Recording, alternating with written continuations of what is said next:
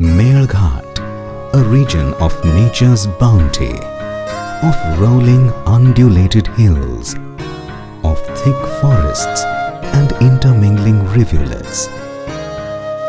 Fondly called the Kipling country, the Melghat forests form an integral part of the Satpura Maikal ranges, where the land falls and unfolds.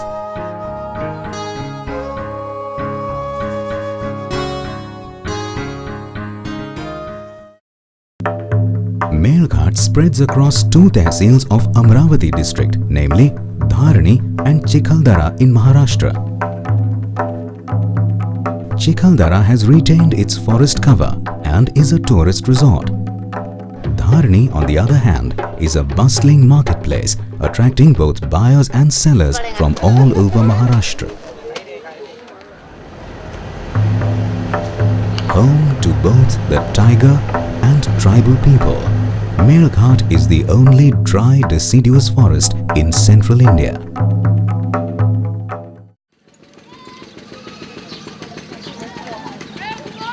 The main inhabitants of Melghat are the tribal people, with Korkos being the dominant tribe. They derive their name from the word Koru, which means man. The main occupation of the people is agriculture, wage labor and gathering minor forest produce. Though they are a patriarchal society, the women play an important role in the socio-economic life of the community.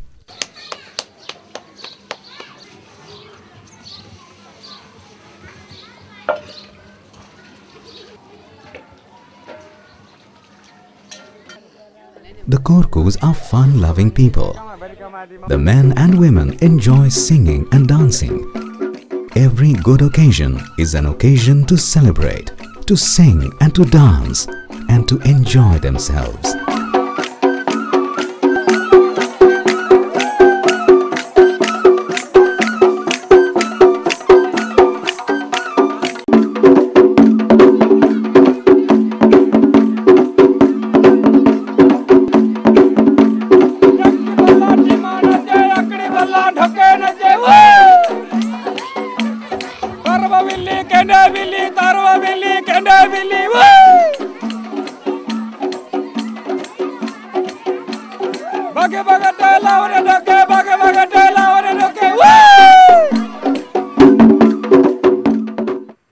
But life is not all song and dance. It is full of hardships. Day-to-day living is in itself a struggle.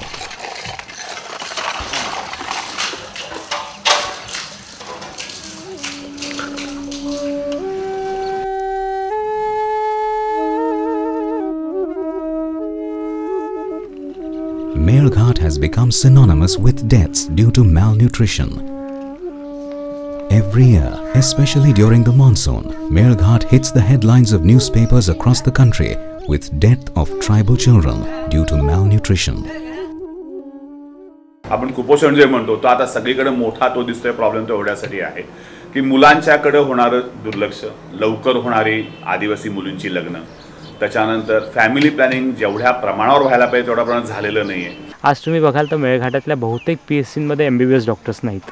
ही फार वाईट दुर्दशा आहे. बालरोग तज्ञ फक्त 1 किंवा 2च आहेत 2.5 लाख पॉप्युलेशनमध्ये. सर्जन नाही आहे, गायनेकोलॉजिस्ट नाही आहे. एखाद्या गावात जर अडलेलं बाळंतपण झालं तर ते अमरावतीपर्यंत पोहोचूच शकत नाही, कारण धारणीत ती व्यवस्था नाही आहे. त्यामुळे सुद्धा कुपोषण, बालमृत्यू आणि माता मृत्यू यांचं प्रमाण मेळघाटात जास्त आहे.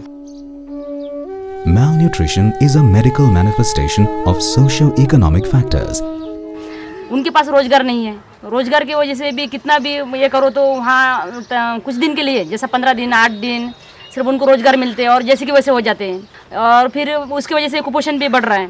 उनको बरसात के समय में उनको खाने के लिए अनाज नहीं मिलते. पहले मिलता था कि जंगल में गया तो महुआ भी लेके आते था, फिर वो चरोड़ लेके आ जाता था. फिर वो अपना टेम्परू लेके आ जाता था, लेकिन अभी वो फॉरेस्ट वाले और टाइगर फॉरेस्ट की वजह से जंगल पूरा ताबा में गया, तो वहाँ कोई जाने नहीं देता। तसं पाहिलं तर मेळघाटमध्ये सगळे शेतीप्रधान आदिवासी आहेत. 80% लोकांच्याकडे जमीन आहे, पण जमीननं जे पीक मिळतं ते सगळं जेवढं निसर्गाच्या पाण्यावर मिळेल तेवढंच पीक आहे त्यांच्याकडे.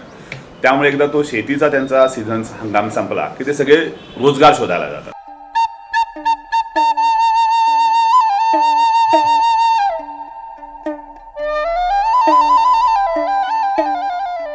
Another issue with which the people of Melghat have to reconcile is the displacement of 22 villages due to the Melghat Tiger Reserve.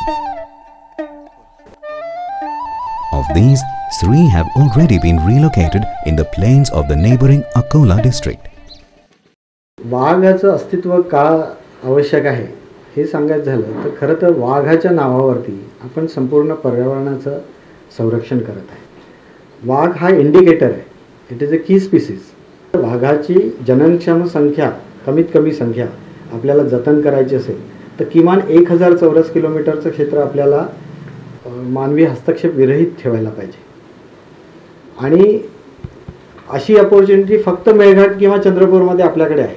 आणि तिथे जर आपण हे करू शकलो नसो तर ते मग वाघाचं अस्तित्वच टिकवून ठेवणे कठीण होणार. आणि त्यामुळेच मेळघाट व्याघ्र प्रकल्पाची जी रचना करण्यात आलेली आहे तर त्यामध्ये एकूण 788 चौरस किलोमीटरमध्ये मेळघाट अभयारण्य आणि त्यामधले गावं यांचं आपण पुनर्वसन प्रस्तावित केलेलं आहे. जो आदिवासी लोग हैं वो पुनर्वास के लिए उनको बहुत ही दिक्कत जाते हैं और यहाँ से उठा के ले जाने के बाद में बहुत ही मुश्किल जाते हैं.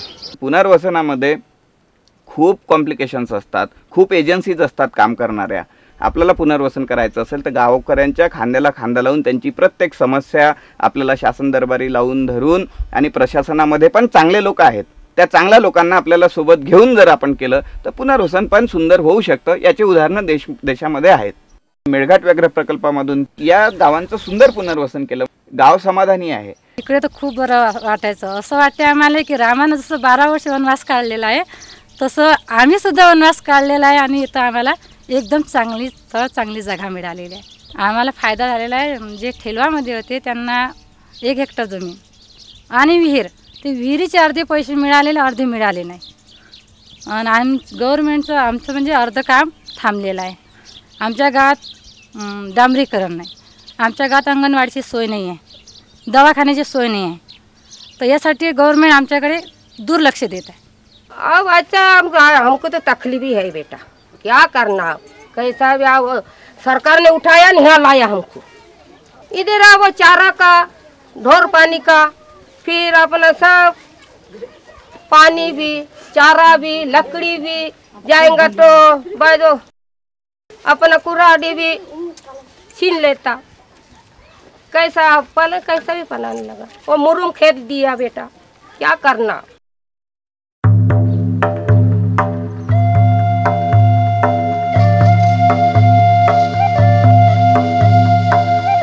It is not as if the government and civil society are not concerned about the plight of the tribal people in Melghat. Interventions in the areas of livelihood support, health and education, to cite a few, are being carried out by both the government and non-government organizations.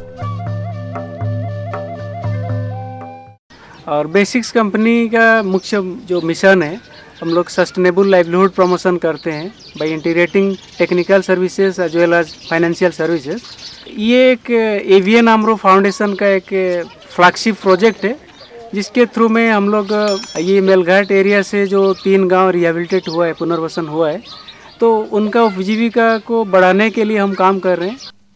हम पहले ही इनका जो community है, community को organise कर रहे हैं, उनको strengthening कर रहे हैं, इनका जो लोकल सेल्फ गवर्नेंस है उनको स्ट्रेंथनिंग कर रहे हैं. इसके अलावा हम लोग और एक नया इंटरवेंशन यहाँ किए, जैसे कि आजोला कल्चर, उनके जो एनिमल को वो खिलाते हैं. तो क्या होता है कि 15-20 दिन के बाद क्या होता है, धीरे धीरे उनका जो मिल्क प्रोडक्शन है वो एनहान्स होता है. आदिवासी विकास विभाग जो आहे तो आपल्याकडच्या संपूर्ण आदिवासी भागामध्ये हा काम करतो. आमच्या विभागाचं मुख्य काम असं आहे की जे शासनानं आम्हाला आर्थिक तरतूद जी काही करून दिलेली आहे, ज्याला आम्ही आदिवासी उपयोजना म्हणतो, त्यातले बरेचशी जी रक्कम आहे ती आम्ही इतर विभागांना देतो. दुसरं महत्त्वाचं काम जे माझा विभाग प्रत्यक्ष लोकांसाठी करतो त्यात आमच्याकडे त्याला म्हणतात की मागासवर्गीयांचे कल्याण. यासाठी आम्ही शाळा चालवतो. आमच्या आश्रमशाळा आहेत, त्या आश्रमशाळांचा बराचसा मोठा खर्च होतो. त्यानंतर आदिवासी जे आहेत त्या लोकांना स्वतःच्या वैयक्तिक लाभांच्या आम्ही काही योजना देतो. शासनाच्या वैद्यकीय सेवेबद्दल बोलायचं असेल तर जे कुपोषित मुलांसाठी आहे तर ते त्यांच्या भरतीची सुविधा केलेली आहे प्रत्येक हॉस्पिटलमध्ये. आणि मातृत्व अनुदान योजनेतून त्यांना जे गरोदर स्त्री असतात तर त्यांना म्हणजे हॉस्पिटलमध्येच डिलिव्हरी करावं म्हणून त्यांना पण मातृत्व अनुदान देण्यात येते. आम्ही गेल्या 2 वर्षापासून बालमृत्यूसाठी 40 गावांमध्ये काम करतो आहे. त्यात 20 गावांमध्ये आम्ही गावातल्या आदिवासी महिलांना ज्या 4वी-5वी शिकलेल्या आहेत, दोघी तर पूर्णपणे अशिक्षित आहेत, त्यांना आम्ही लहान मुलांचा आजार कसा होतो ते ओळखायचं प्रशिक्षण दिलं, त्यांचा उपचार करण्याचं प्रशिक्षण दिलं, कुपोषणाचा उपचार करायचं प्रशिक्षण दिलं. आणि तुम्हाला आश्चर्य वाटेल, करोडो रुपये देऊन जे सरकारला साध्य झालं नाही त्या 20 गावांमध्ये केवळ 2 वर्षात बालमृत्यूदर 60% कमी झालेला आहे. आदिवासींना रोजगार मिळावा, त्यांचं उत्पन्न वाढावं आणि कुपोषण आणि बऱ्याचशा गोष्टीवर मात करता यावी म्हणून महाराष्ट्र ग्रामीण रोजगार हमी योजनेच्या माध्यमातून मोठ्या स्वरूपात प्रयत्न शासनामार्फत केला जातो आहे. आज मेळघाटमध्ये जवळपास 250 कामं सुरू असून 10,500पेक्षा जास्त लेबर मेळघाटमध्ये तिथं काम करत आहे. आमचा आता शासनाचा प्रमुख अधिकारी म्हणून असा दावा आहे की लोकांना जेवढं पाहिजे तेवढी कामं आमची मंजूर आहेत, सुरू करण्याची आमची तयारी आहे. आम्ही सुरू करतो. अनेक ठिकाणी सुरू करण्याचा प्रयत्न केला, गावात दंड्या पण दिल्या आहेत, पण काही ठिकाणी मजूर आले नाही. In spite of the best laid plans, the survival of both the tribal children and the tiger is under threat. According to the latest tiger census report, the total number of tigers in the country is dwindling and Melghat is no exception. जो national trend आहे की वाघांची संख्या कमी होते तोच trend आपल्याला मेळघाटमध्ये सुद्धा बघायला मिळत आहे. याचं कारण असं आहे की आपण जे काही प्रयत्न केलेले आहेत त्यामध्ये मानवी हस्तक्षेप आपण फारसा कमी करू शकलेलो नाही. उदाहरणार्थ चराई किंवा वन उपज गोळा करण्याकरता आग, हे 2 प्रमुख जे घटक आहेत ते निरंतर चालूच आहेत. त्यामुळे आपले जे काही अटेम्प्ट्स होतात त्याच्यावरती हे जास्त प्रमाणात अपायकारक. थोडक्यात सांगायचं तर actually we are fighting a war which we are bound to lose. Melghat में जो जंगल है ये शायद तो मुझे लगता है कि फॉरेस्ट वाले की गलतफहमी है कि भाई वो हम फॉरेस्ट वाले की वजह से जंगल नहीं बचे हैं बल्कि आदिवासी की वजह से जंगल बचे. और इतने जंगल घूमे और इतने मेलघाट घूमे तो मुझे आज तक बाघ की तो कोई दर्शन तो हुई नहीं. अरे ये जो बता रहे हैं कि भाई हमारे यहाँ इतने बाघ है, बाघों की वजह से या आदिवासी की वजह से बाघों की कमी हुई है, ये गलत है. Similarly, the government data shows that the number of child deaths due to malnutrition has gone up from 209 in 2002-2003 to 389 in 2006-2007. सुरुवातीचा जो 2 ते 3 वर्ष होते 93 ते 95 96 पर्यंत, तोपर्यंत सगळ्यांनी अगदी मन लावून काम केलं. पण नंतर मग व्यवस्थेला ते एक ती रुटीन सवय झाली की हा रुटीन काहीतरी असा प्रश्न आहे. त्याच्यामुळे त्याच्या ज्या गांभीर्याने त्याच्यावरही कार्य व्हायला पाहिजे होतं त्या गांभीर्याने कार्य झालं नाही. पैसा खूप ओतला गेला पण तो कितपत पोचला ही एक फार मोठी शंका आहे. आता जिल्हाधिकारी किंवा प्रशासकीय यंत्रणेमध्ये बाहेरून येणारे लोक यांना ज्यांचा या लँडस्केपशी, ज्यांचा या ठिकाणच्या परिस्थितीशी संबंधच नाही, त्यांना पहिल्यांदा अवलंबून राहावं लागतं सेकंडरी इन्फॉर्मेशनवरती. ती सेकंडरी इन्फॉर्मेशन देणारे बाबू असतात आणि ते बाबू शहरी बाबू असतात, ते कधीही मेळघाटमध्ये आलेले नाही आहेत. त्यामुळे जिल्हाधिकाऱ्यांना जे ब्रीफिंग होतं ते अशा प्रकारचं ब्रीफिंग होतं की साहब हमने तो काम निकाला था लेकिन वो तो गाँव वाले आए नहीं. वो तो जब दिल्ली से सैंक्शन हो के आएगा कि ये अपने ग्राम पंचायत में कितना आएगा और ये अपना आमदार साहब को कितना आएगा, ये अपने पब्लिक में काम करने के लिए कुछ उधर से आता है कि नहीं, तो वहाँ 1000 से अगर निकला है तो यहाँ तक के आने तक के वो 100 बचता है. तो पब्लिक का हाल कैसा होगा?